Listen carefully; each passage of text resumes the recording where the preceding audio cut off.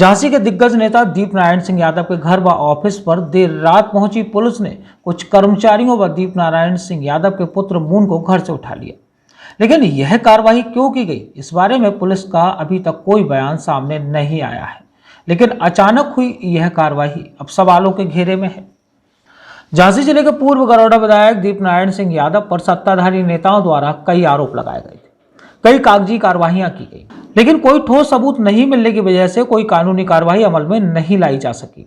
कुछ दिन पहले राजनीतिक प्रतिद्वंद्विता के चलते दीपनारायण सिंह यादव पर करोड़ों की संपत्ति का मामला भी जोर शोर से उठाया गया, लेकिन सत्ताधारियों के आरोप ढोल के पोल की तरह फूट गए। लेकिन अब एक पुलिस की कार्रवाई से अचानक पूरे राजनीतिक माहौल में खलबली मच गई। जी हां, बिना किसी सुगबुगाहट के पुलिस ने दीपनारायण सिंह यादव के घर और उनके कार्यालय मून सिटी में भारी पुलिस फोर्स के साथ छापेमारी की, जिससे हड़कंप मच गया। अगर दीपनारायण सिंह यादव की धर्मपत्नी व पूर्व निवाड़ी विधायक मीरा यादव की माने तो देर रात पुलिस उनके घर पहुंची थी, जहां से उनके पुत्र मून को अपने साथ ले जाया गया। इसके बाद मून सिटी पहुंचकर गार्डों की बंदूकें आदि छुड़ा ली गई, कई लोगों को पकड़कर पूछताछ की गई। इसके बाद पुलिस मून व उनके साथ कई लोगों को अपने साथ ले गई। आरोप यह भी है कि मून सिटी व उनके घर पर लगे सीसीटीवी कैमरों के डीवीआर को भी निकाल कर ले जाया गया है। उन्होंने इस पूरी कार्रवाई को राजनीति से प्रेरित बताया है। उनका यह भी कहना है कि जल्द ही निकाय चुनाव आने वाले हैं और चुनाव में मजबूत सपा के नेताओं यानी प्रतिद्वंदियों को हराने के लिए सपा नेताओं पर सुनियोजित तरीके से कार्रवाई की जा रही है।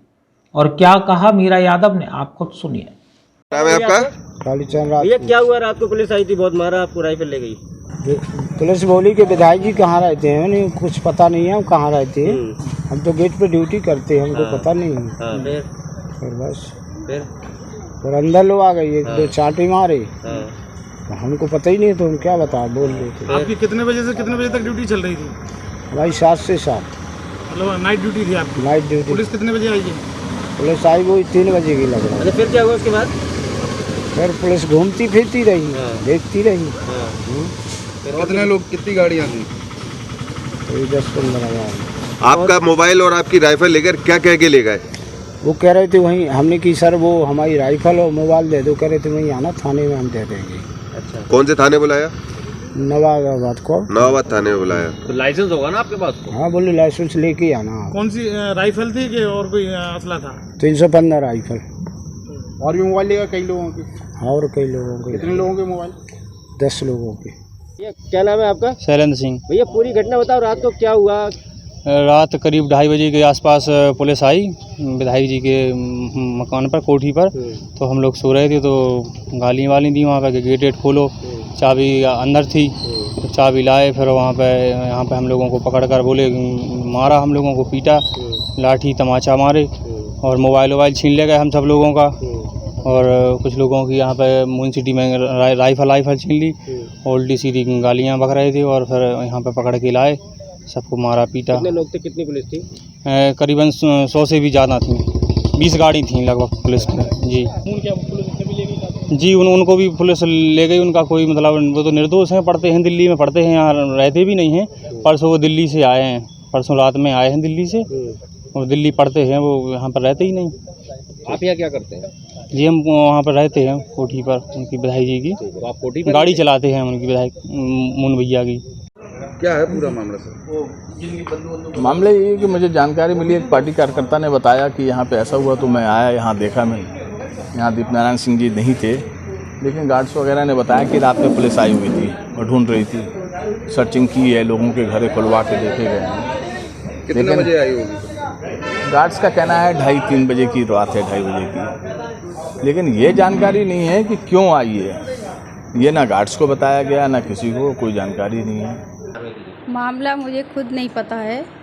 सुबह 2:30 बजे करीब बाहर बेल बजाई, तो मेरे गार्ड ने अंदर फ़ोन किया कि दीदी वो फोर्स आई है, तो बताओ क्या करना। हमने कहा गेट खोल दीजिए, जब मुझे कोई डर नहीं है तो मैं क्यों गेट खोलती।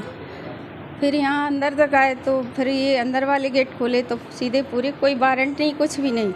ये नियम में है क्या? आप लोग बता सकते हैं कि पुलिस पूरी ऊपर जा सकती है।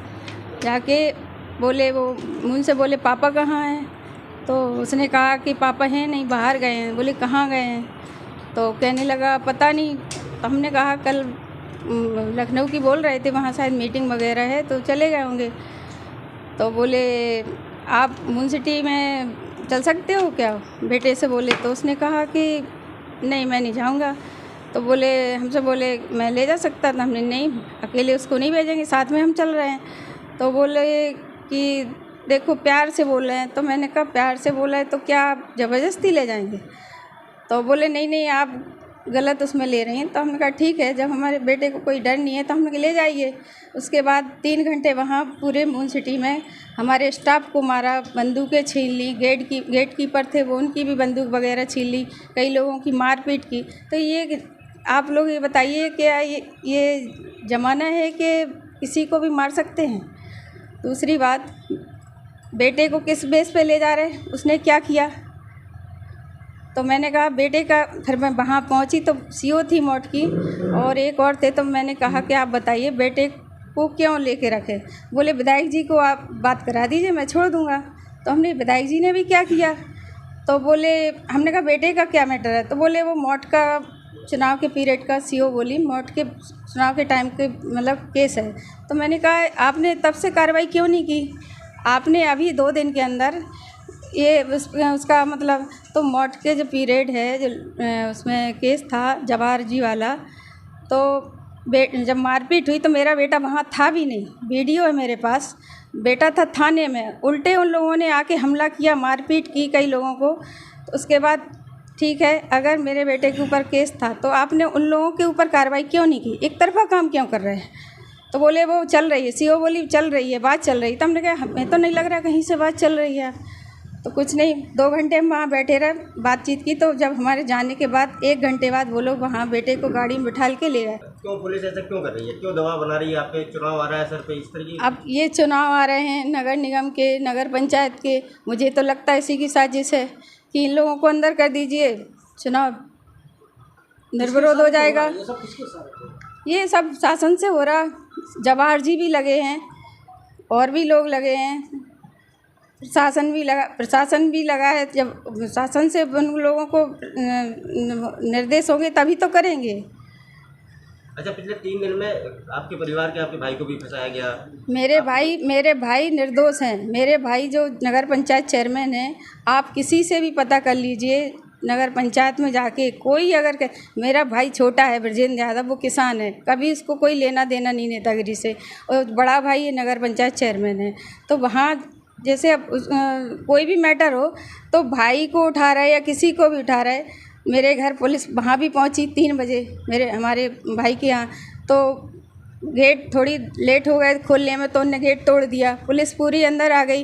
घर में लेडीज़ थी तो भाई भी था। जब भाई को कोई गलत किया ही नहीं था तो घर में था, तो उठा के ले गए, ठीक है चला गया। उसके बाद जो नगर पंचायत चेयरमैन ने, परसों तक उसका कोई नाम नहीं था, लेकिन कल उसका भी नाम लिखवा दिया। तो आप बताइए ये सब क्या है, सरासर जी साजिश है। बिल्कुल, हाँ बिल्कुल बनाया जा रहा है। सपा के दिग्गज नेता पर यह कार्रवाई क्यों हो रही, आखिर पूरा मामला क्या है, इस पर फिलहाल पुलिस कुछ भी बोलने से बच रही है।